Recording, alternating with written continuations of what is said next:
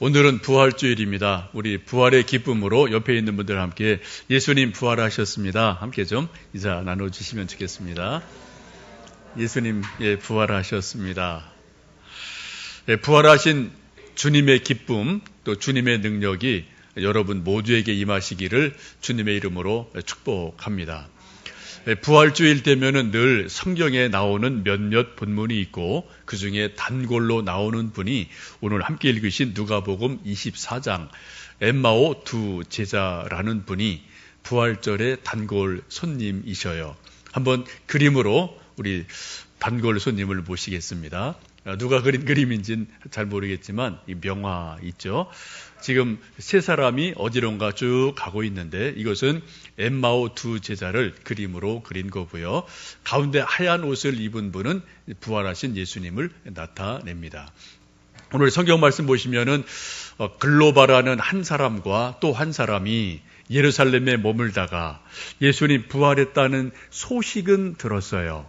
그런데 자기들이 직접 부활한 예수님을 만나 보지도 못하고 그런 믿음이 없으니까 이제 낙심이 돼서 자기의 고향 지금 엠마오로 터덜터덜 걸어가고 있을 때 그때 부활하신 예수님이 중간에 끼어들어서 이런저런 이야기를 하고 가시는 말씀이 오늘 성경에 있는 말씀입니다. 오늘 성경 말씀을 쭉 보시면은 이 엠마오의 두 제자 특별히 글로바라는 사람은 예수님의 아주 가까운 제자임에 틀림이 없습니다. 예수님의 제자는 크게 네 그룹이 있습니다. 첫 번째 그룹은 직계 제자 12사도가 있습니다. 그 다음에 전도를 주로 했던 70명의 제자들이 또 한 그룹으로 있습니다. 또 한 그룹은 여자들 제자가 있어요. 많은 여인들이 예수님을 수종 들고 따라왔습니다. 또 한 종류는 예수님의 숨은 제자, 예수님 돌아가셨을 때 장례를 치러드렸던 아리마대 요셉, 또 니고데모, 이러한 좀 고위 관료들이죠. 이런 사람들이 또 다른 예수님의 제자로 성경은 말씀을 하고 있습니다.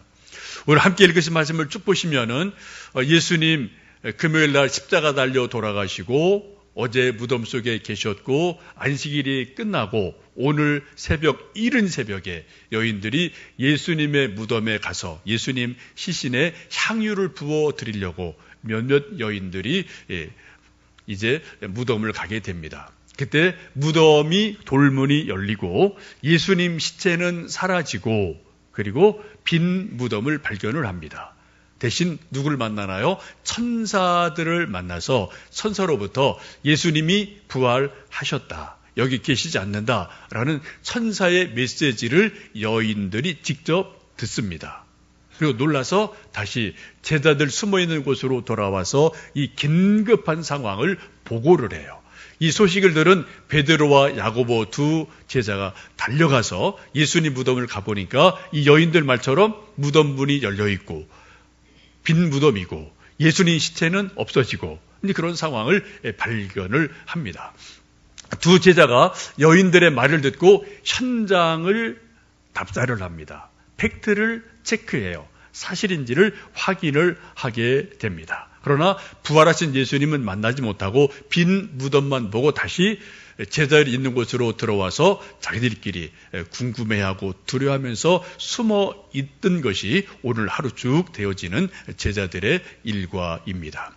그 중에 이 글로바라는 사람도 있음에 틀림이 없어요. 여러분 말씀 쭉 보시면 어떻게 돼요? 이 글로바라는 사람이 여인들이 하는 말을 직접 들었어요. 베드로와 야고보가 갔다 와서 말하는 것을 직접 들었어요. 그런데 동일하게 이 글로바라는 사람 엠마오 두 제자도 예수님의 부활의 소식은 들었지만 믿어지지 않으니까 어떻게 그런 일이 가능해? 믿어지지 않으니까 낙심한 마음으로 지금 고향으로 터덜터덜 걸어가고 있는 모습이 오늘 본문에 있는 말씀의 내용입니다. 여러분이 글로바라는 사람이 성경에 몇 번 나오게 되는데 이 사람에 대해서 많은 기록은 없어요. 그러나 오늘 성경에 있고 또 다른 요한복음 19장 25절에 보시면 이런 말씀이 있습니다. 예수님 십자가 곁에는 그의 어머니와 이모와 글로바의 아내 마리아와 막달라 마리아가 섰는지라. 예수님 십자가 달려 돌아가시는 그날 그 십자가 아래 몇몇 사람들이 모여있죠. 로마 군인들이 있습니다. 대제사장들이 있습니다. 예수님의 제자로 유일하게 사도 요한이 있습니다. 그리고 모친과 몇몇 여인들이 주변에 있게 됩니다.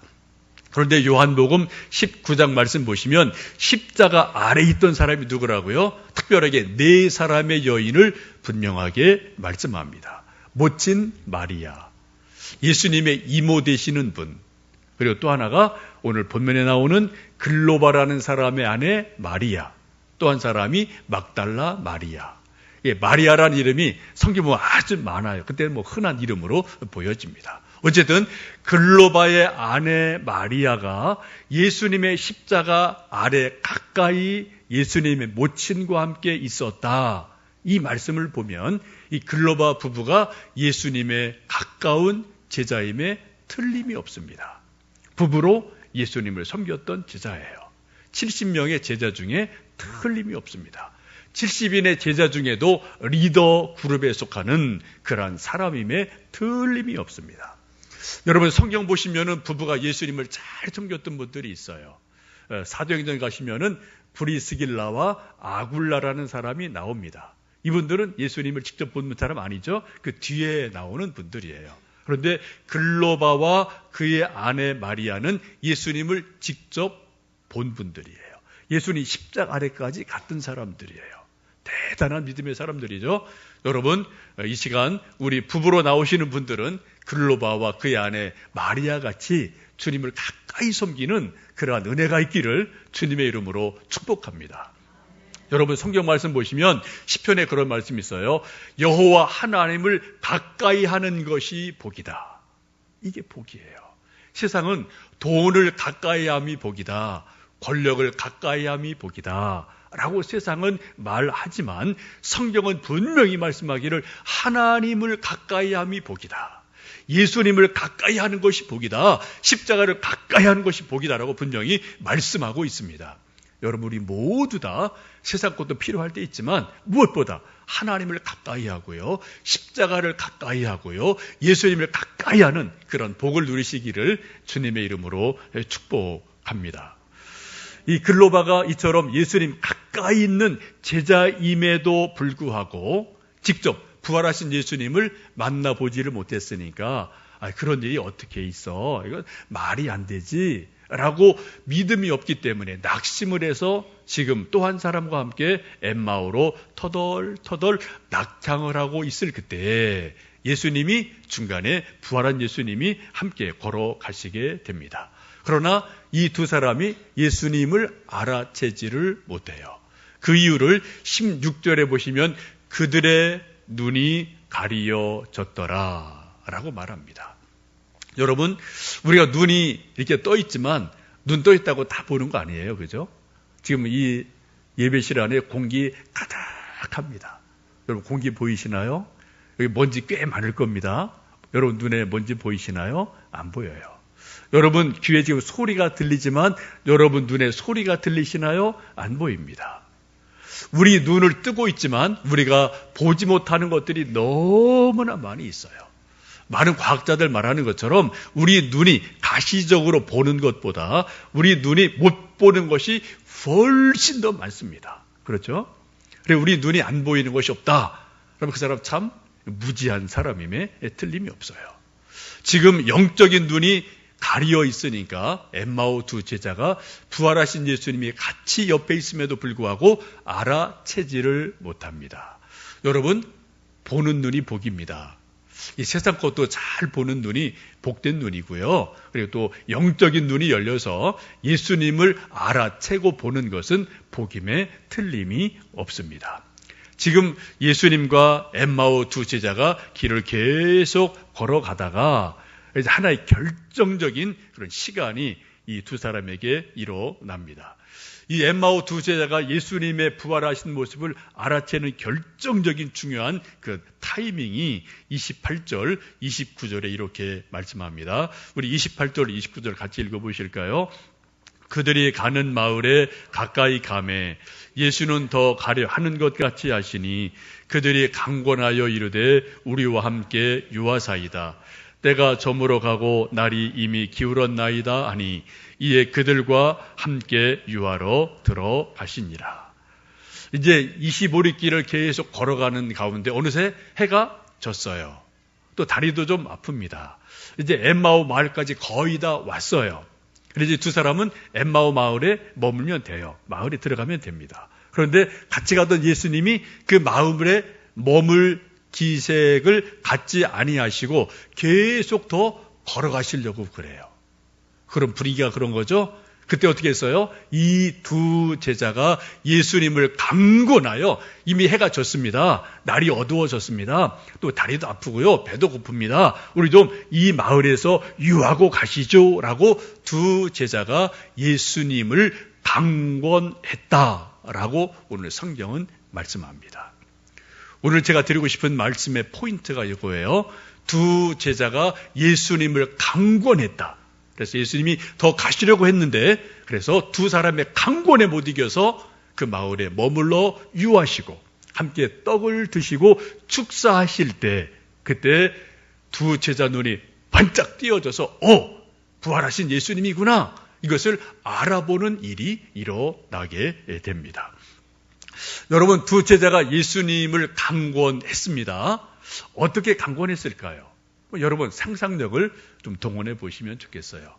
큐티할 때, 말씀 묵상할 때 가끔 어떤 한 단어, 어떤 성경의 행간을 우리가 좀 상상력을 동원해서 묵상을 해보는 것은 성경 이해에 아주 많은 도움이 됩니다. 성경을 조금 더 리얼하게 읽을 수 있는 그런 어떤 기회들이 되거든요.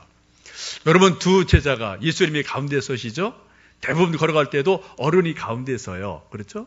예수님 분명히 가운데 서셨을 거예요. 그리고 양옆에 두 엠마오 제자가 같이 줄레줄레 따라가고 있었습니다. 그래, 해가 졌습니다. 다리도 아픕니다. 이제 자기 올 때 다 왔어요. 근데 예수님이 계속 걸어가시려고 해요. 분위기가. 어떻게 강권했을까요? 하여튼 누군지 몰라도 이제 해가 졌으니까 좀 머물다 가시죠. 다리도 아픕니다. 말했겠죠, 그죠? 근데 여러분, 저는 이 말씀을 묵상하면서 두 사람이 양옆에 가잖아요. 예수님 양팔을 꽉 잡았을 것 같아요. 그렇지 않을까요? 예수님이 자꾸 그냥 앞으로 걸어가시거든요. 이게 본능적으로 여러분 사람 잡을 때 어떻게 잡아요? 팔 꽉 잡잖아요. 그죠? 팔 꽉 잡잖아요. 양쪽에서 두 사람이 예수님 팔을 꽉 잡아서 이제 해가 졌고 다리도 아프고 시장하니 좀 이곳에서 유하다 가시면 좋겠습니다. 아직 예수님인지 몰라요. 강권을 하니까 예수님이 어떻게 해요? 마지 못해서 어쩔 수 없이 그곳에 머물러 계셨다라고 말씀합니다. 29절에 그렇게 말씀합니다. 그들이 강권하여 이르되 우리와 함께 유하사이다.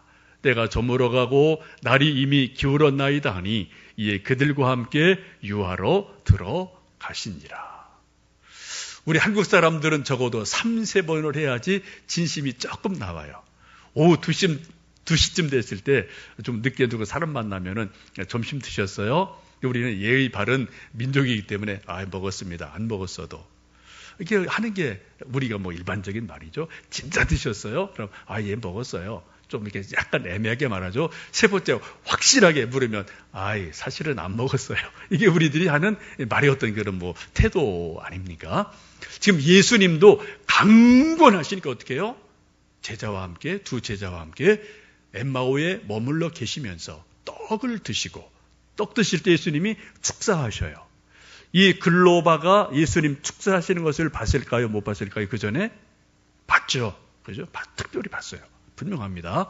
그게 딱 뭔가 다른 거예요. 그리고 기도해 주시는 그 순간 두 제자의 눈이 번쩍 띄어져서 부활하신 예수님이구나 라는 것을 두 제자가 알아보게 됩니다. 그 순간 어떻게 해요? 예수님도 다른 곳으로 가시게 되죠. 이 두 제자가 급히 예루살렘으로 돌아가서 다른 제자들을 만나서 우리가 예수님 만났다. 그랬더니 또 다른 제자들도 우리가 또 만났다라고 서로가 예수님 부활의 증언을 하는 모습을 보게 됩니다. 여러분, 이 두 사람이 예수님의 발을 잡고 강권하게 된 이유가 무엇일까요?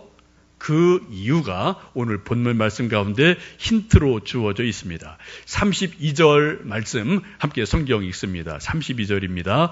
그들이 서로 말하되 길에서 우리에게 말씀하시고 우리에게 성경을 풀어주실 때에 우리 속에서 마음이 뜨겁지 아니하더냐라고 두 사람이 예수님 사라지고 난 다음에 서로 자기끼리 하는 말이에요. 우리가 계속 엠마오 길을 걸어갈 때 이런저런 얘기할 때 그 가운데 계시던 분이 모세 오경부터 선지서까지 성경을 쭉 풀어 말씀해 주셨어요. 그리고 예수님이 이러한 분이다. 그리고 예수님의 부활을 구약 성경을 풀어서 논증을 해 주시고 설명을 해 주셨습니다. 요즘 말로 말하면 강해 설교 예수님이 직접 해 주신 거죠. 그 말씀을 들을 때 두 제자 마음이 어땠다고요? 마음에 뜨거워졌다.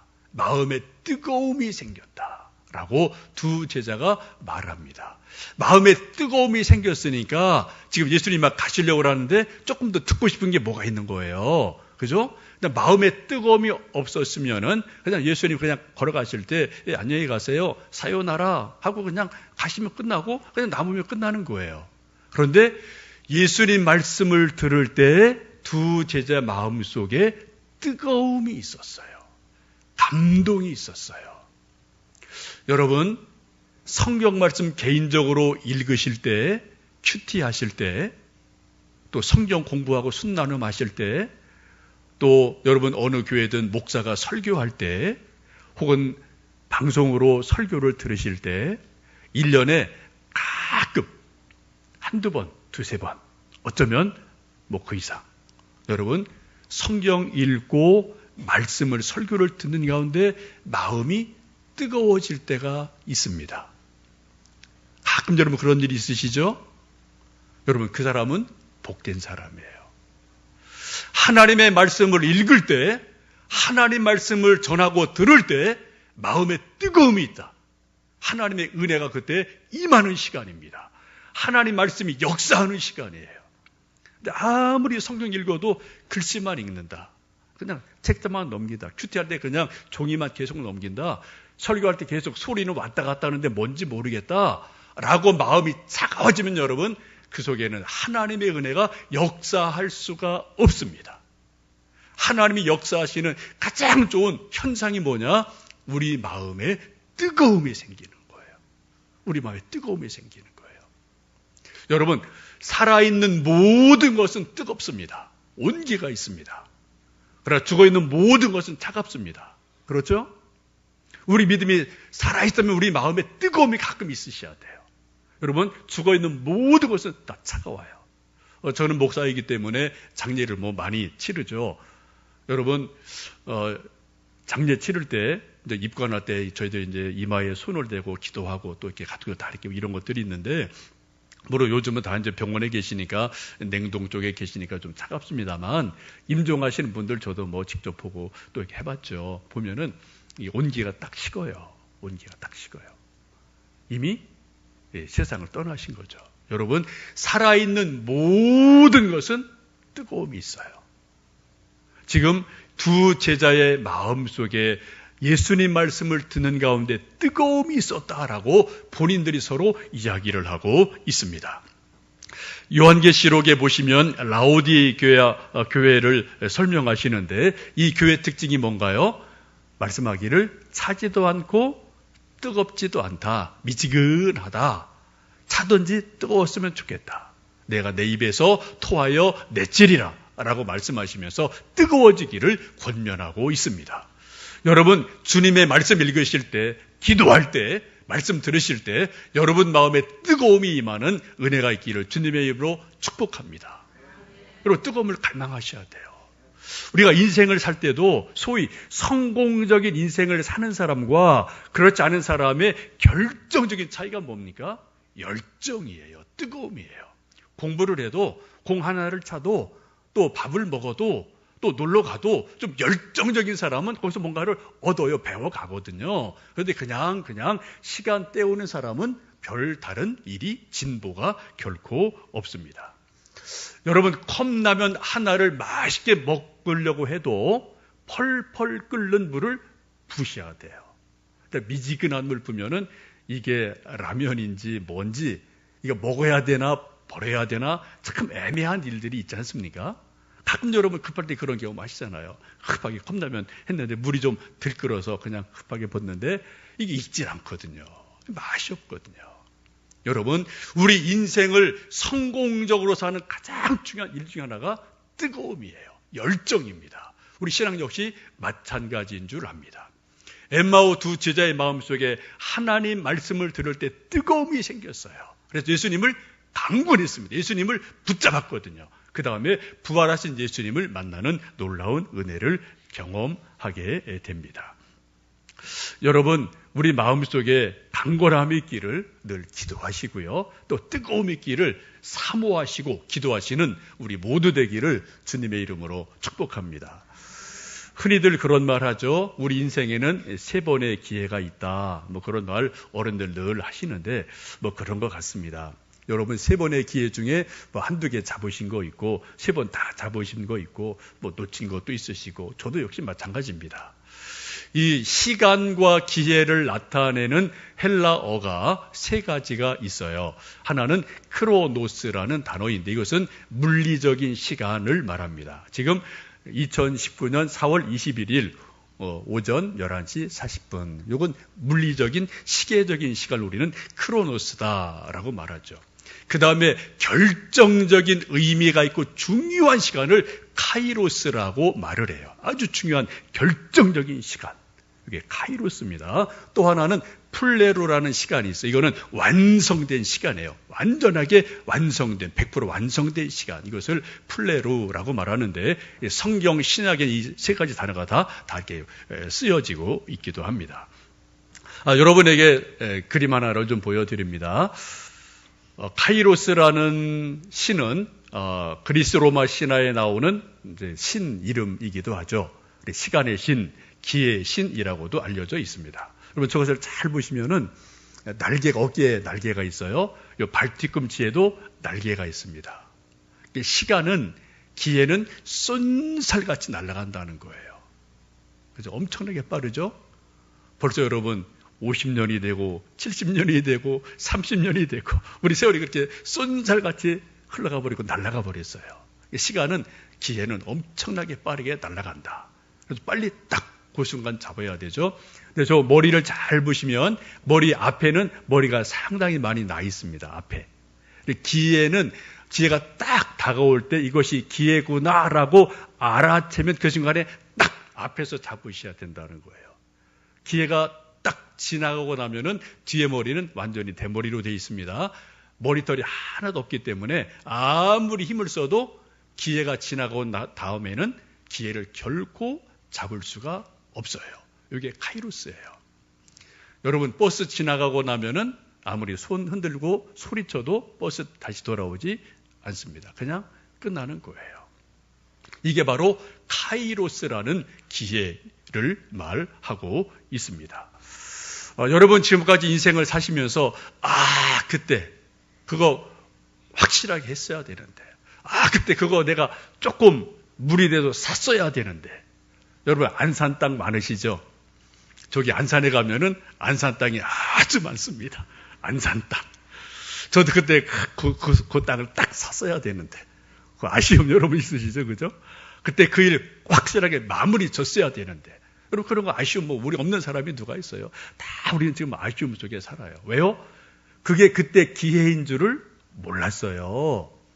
근데 조금 지나고 보니까 그거 그때 확실하게 결정했어야 되는데 그거 샀어야 되는데 그런 아쉬움이 저도 참 많고요. 여러분도 그런 거 다 있으실 겁니다.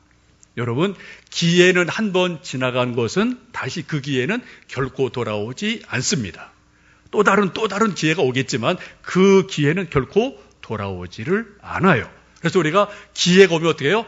앞에서 딱 잡으셔야 앞에서 머리채를 딱 잡으셔야지 그것이 내 거가 된다. 이것이 이제 카이로스라는 신의 그런 이야기이고 또 성경이 그런 단어를 많이 쓰고 있습니다. 때가 참에 갈라디아 4장에 있는 말씀 다 그런 의미를 가지고 있어요. 여러분 낚시를 좀 좋아하십니까? 낚시의 고수와 하수 차이가 뭘까요? 낚싯대 100만 원짜리 하면은 고수고 대나무 낚시하면 하수입니까? 아니요. 여러분, 낚시의 고수와 하수 차이는 낚싯대가 100만 원이냐 대나무 낚시냐 그거가 아닙니다. 고수는 뭐예요? 고기가 딱 물었을 때 그 느낌 있죠. 그때 딱 이걸 낚아채는 사람이 고수예요. 0.1초 차이죠. 100만 원짜리 낚싯대를 가지고 있어도 여러분 그거 타이밍 1초 놓치면은 고기 한 마리도 못 잡습니다. 그러나 허름한 대나무 막대기일지라도 그것을 딱 알아채고 채는 사람은 고기를 잡아요. 바로 요거예요. 기회를 잡느냐 못 잡느냐. 여기서 고수와 하수가 차이가 나게 되고 고기를 잡기도 하고 고기를 잡지 못하기도 합니다. 이게 바로 기회라는 거죠. 여러분, 우리 인생에 이런 기회들이 수도 없이 제 앞에 지나가고 여러분 앞에 왔다 갔다 하죠. 잡은 것도 있고 잡지 못한 것도 있습니다. 우리 신앙 역시 마찬가지입니다. 우리가 하나님을 믿는 믿음 안에서 우리가 신앙의 성장과 성숙할 수 있는 기회들이 수도 없이 왔다 갔다 해요. 그런데 우리가 잡은 것도 있고 잡지 못한 것도 있습니다. 그것을 잡은 사람들은 믿음이 점점점 성장을 하고 하나님의 능력을 체험하고 하나님의 영광을 봐요. 그런데 그것을 잡지 못한 사람들은 그냥 몸만 교회에 왔다 갔다 하는 일들이 참으로 많습니다. 한평생 교회 오는 거 좋은 거예요. 훌륭한 거예요. 그러나 그 정도에서 머무는 거죠. 하늘을 날지를 못한단 말이죠. 여러분에게 하나 동영상 보여드리겠습니다.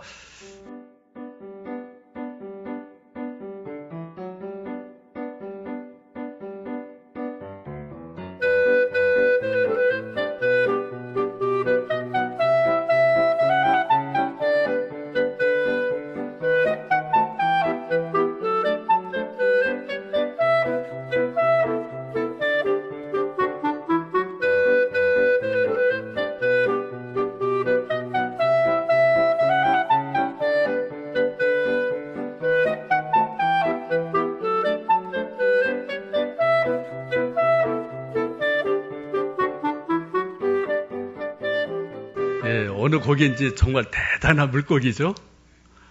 바다 한가운데서 몸부림을 치고 용솟으면서 쫙 하늘로 날아서요. 막 그냥 비행을 하고 그죠. 꼬리를 흔들고 또 풍덩 빠지고 풍덩 빠지고. 물고기도 몸부림을 치면 저렇게 하늘을 날 수가 있습니다. 우리 인생도 여러분 그렇지 않을까요? 열정을 가지고 하나님을 붙들고 우리에게 주어진 기회들을 우리가 잘 선용하고 몸부림을 친다면 우리 인생도 저 물고기처럼 하늘을 날 수 있는 은혜가 있을 줄로 믿습니다. 기회를 여러분 잡으셔야 돼요. 제가 한두 번 말씀드린 것처럼 이번 토요일 하루 1일 부흥의 회복 캠프를 하고 또 주일 오후부터는 두날개 양육 과정 14주 공부를 하게 됩니다. 제가 여러 번 강조드렸어요. 저도 이 나이에 제가 부산까지 그렇게 달려가서 3박 4일을 아침 9시부터 밤 11시까지 꼼짝없이 제가 뭔가 여기 있구나 생각이 들어서 듣거든요. 배우거든요. 왜요? 저도 더 성장하고 싶으니까. 제 인생에 돌아보면 아주 중요한 신앙의 결정적인 타이밍이 저는 대학 1학년 때입니다. 저는 모태신앙인입니다. 모태신앙이들 훌륭하고 많은데 모태요가 참 많아요. 모태요. 이게 참 많아요. 저도 역시 그런 사람이었습니다.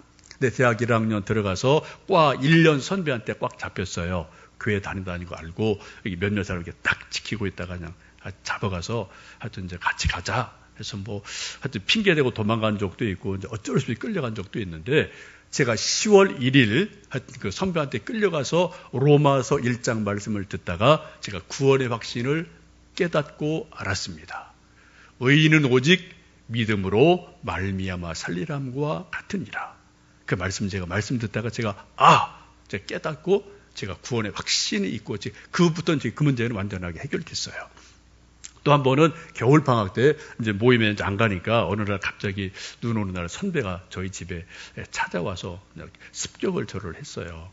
뭐 좀 쉬고 있는데 들어와서 이제 그때 딱 연탄 뗄 때니까 뭐 이제 이불 펴놓고 뭐 이렇게 발을 탁 놓고 옛날 그랬잖아요. 한 2시간 좀 뭐 저를 설득하고 강권하고 또 성경 얘기하고 경영이 형제 뭐가 무슨 걱정이 이렇게 많아 뭐야 뭐 이렇게 이런 참 얘기를 하다가 제가 좀 아이고 뭐 이제 이래요 저래요 막 핑계를 대니까 그때 그 선배가 마태복음 6장을 딱 펴더니 무엇을 먹을까 무엇을 마실까 무엇을 입을까 걱정하지 마라. 이것은 다 이방인들이 걱정하는 거다. 그래 정말 하나님 믿는다면 경룡이 형제 정말 하나님 믿어? 정말 성경 믿어? 믿지요. 정말 믿어? 믿지요. 그렇다면 한번 말씀대로 해보지 않을래? 마태복음 6장 보시면 그런 말씀 있죠. 너희는 먼저 그의 나라와 그의 의를 구하라.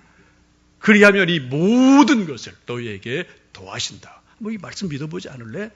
강력하게 저에게 도전하더라고요. 그리고 제 손 딱 잡더니 하여튼 뭐 한참 뜨겁게 기도를 해준 선배를 지금도 제가 잊지를 못합니다.